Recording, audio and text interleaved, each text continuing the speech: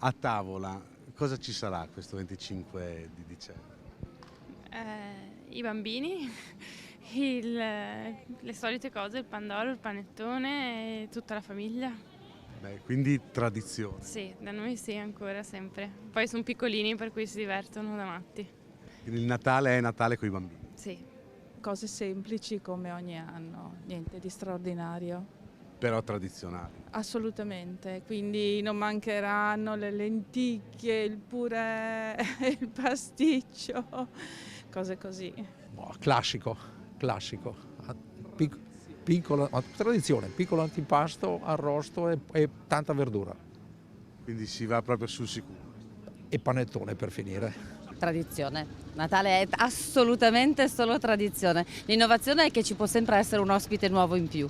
Questa è l'innovazione a casa mia, però. Quindi se uno non sa cosa fare a Natale, se volete a casa mia c'è posto.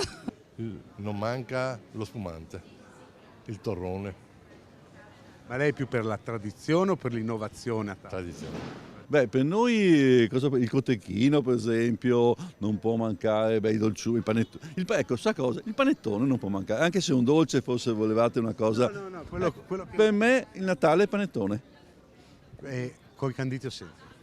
col candito, panettone tradizionale. Non amo il panettone con cioccolate, creme, amo il panettone tradizionale col candito. Nella tavola del Natale non può mancare l'armonia, la felicità, la serenità tra le persone, alla base di tutto.